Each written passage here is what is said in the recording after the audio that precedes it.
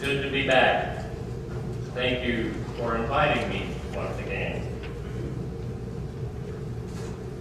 Those of you who know me well know that I like to call myself a religious naturalist. But this reflection is not about me. The title of this reflection, The Making of a Religious Naturalist, is the subtitle of a new book by one of my very favorite authors, Chet Raymo. The main title of Raymo's new book is When God Is Gone, Everything is Holy. I'm a big fan of Chet Raymo. Daily I read his blog on sciencemusings.com. Once he wrote, I am often asked why I am not a Unitarian Universalist. Just to be asked that question alone should tell you something about his beliefs and his values. But Chet is a member of no organized religion. Chet Raymo was raised Roman Catholic, and he is still proud of his Catholic heritage.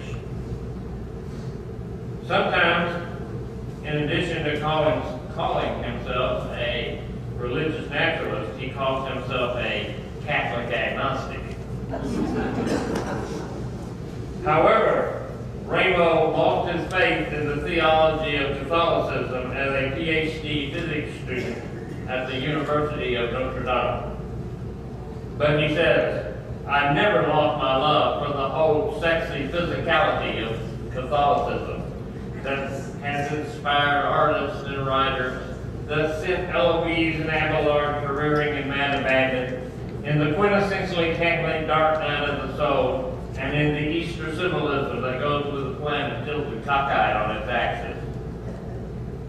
Yet, Chet Raymo also says, I am repelled by the triumphalism, the perennialism, and authoritarianism of the church, and by its supernaturalism, miracle-mongering, and misogyny. In short, he says, I am an atheist if by God one means a transcendent person who acts willfully within creation. I am an agnostic in that I believe our knowledge of what is partial and tentative. I am a pantheist in that I believe the empirical knowledge of the sensate world is the surest revelation of whatever is worth being called divine, and I am a Catholic by accident of birth. Now, I don't know about you, but I think anyone who can evaluate the religion that they were raised within and keep the good parts and throw out or redefine the supernatural, mystical, and theological parts has got to be pretty mature, spiritually speaking. Would Unitarian Universalism, our religious stance, live up to such scrutiny? I think it would, because we have all kinds of traditions under our umbrella, but very little mysticism or supernaturalism in our theologies. Those of you who attended Swootsy in 1999 may remember the fellow who gave the sunset talks that year. He centered them around one of Chet Raymo's books, Skeptics and True Believers, from which our opening words this morning were taken. This reflection is not near as long as the sunset talks, but it too is also built upon a book, a new book by Chet Raymo that I have already mentioned, published in 2008. And in my opinion, one of the very best religious books ever written. When God is gone, everything is holy. In that new book, he examines scientific, philosophical, and religious problems. On the science side, he says science has given us one great gift, greater than the wonders of technology, greater than modern medicine, greater than flights through the moon and planets. It has given us permission to say, I don't know. What is consciousness? I don't know. What started the Big Bang? I don't know. How did life begin?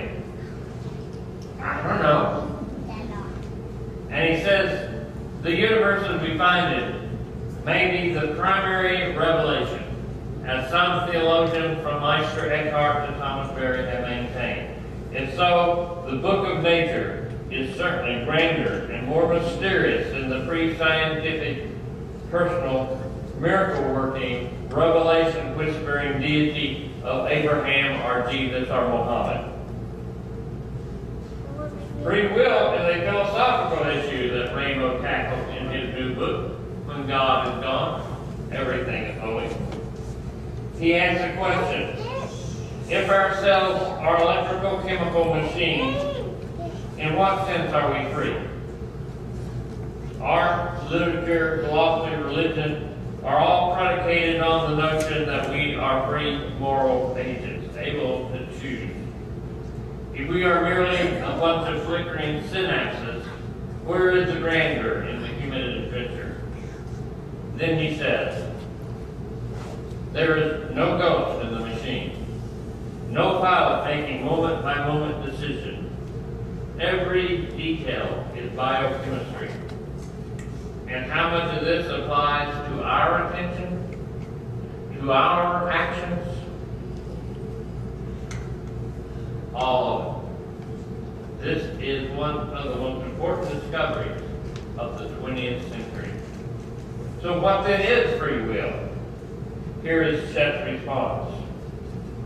Light and odor molecules from a piece of candy stimulate my sense receptors, signal transductions cascade, inform my brain. Candy. Do I pick up the nugget? My actions depend not only upon my external stimuli and my genetically inborn taste for sweets, but also upon prior experiences and the anticipation of future consequences that are recorded in the soft-wired sections of my brain. I pick up the candy or I do not, depending upon a highly complex and to an outside observer unpredictable conversation of molecules. This is not what traditional philosophers meant by free will, but it is indistinguishable from what traditional philosophers meant by free will.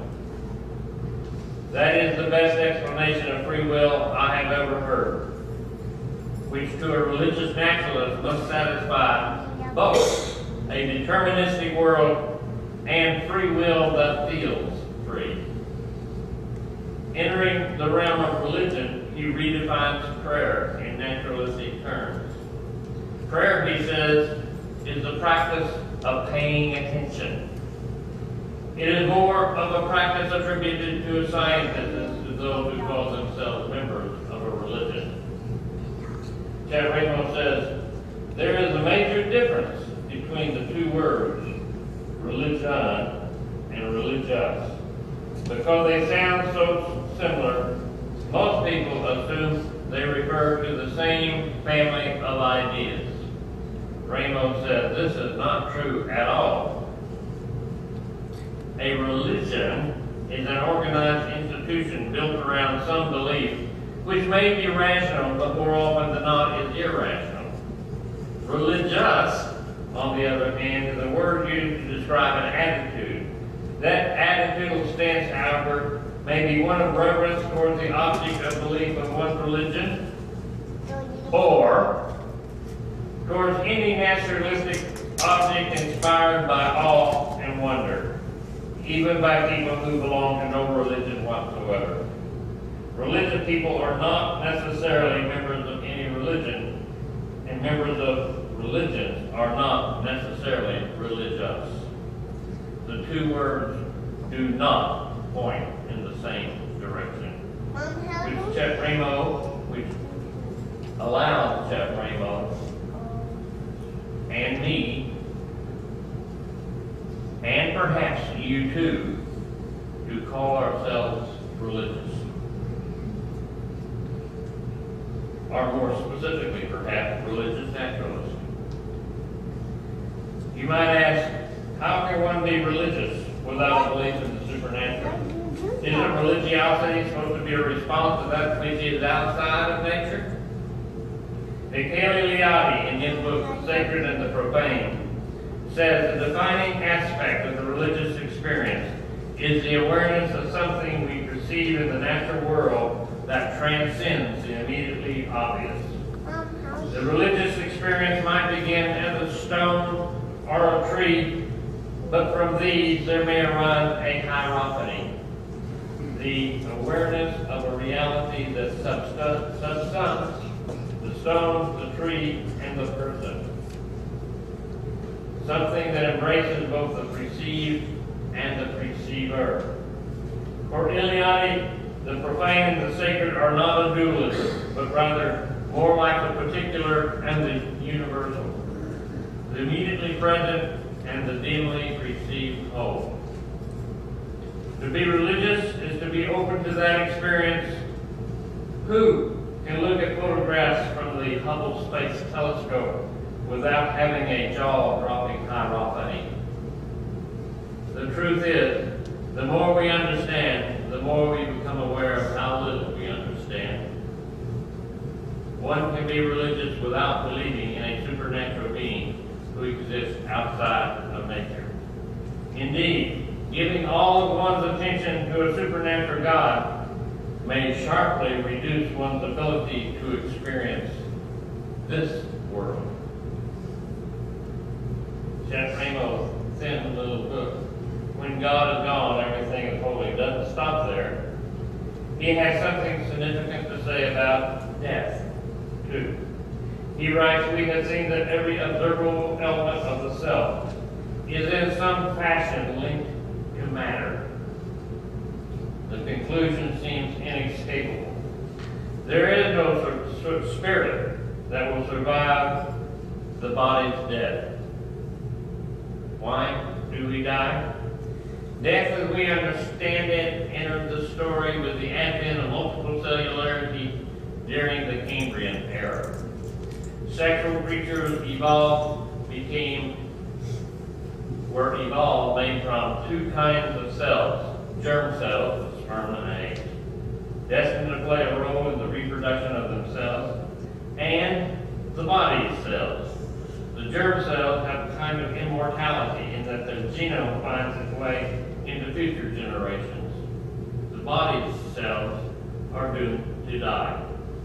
The fact that something of our cells, the germ cells, can flow into future generations is little consolation for the death of that part of us that thinks, feels, and dreams.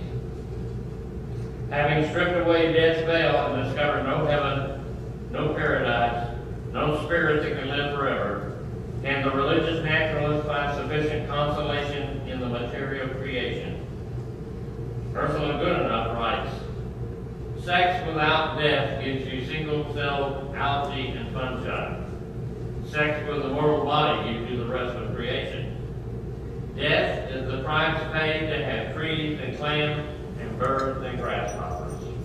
And death is the price paid to have human consciousness, to be aware of all that shimmering awareness and all that love.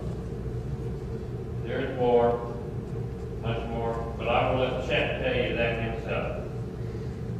If you find religious naturalism at all attractive, then I highly recommend Chet Raymo's books and his daily blog, www.sciencemusings.com. Now I must tell you that I have yet to find When God Is Gone, Everything Is Holy in bookstores. If you are indeed interested in it, I recommend Amazon.com. I believe there can be no substitute for living honestly. And religious naturalism is as close as I have come to finding a belief system that feels, to me, honest. To me, what Chet Raymo seems to be trying to say, and I will leave you with this thought, is this. There is something afoot in the world that we do not fully understand. Something deep and cosmic and mysterious that is worthy of our attention and our celebration. Religious naturalism is nothing more or nothing less than cosmic humility. Thank you.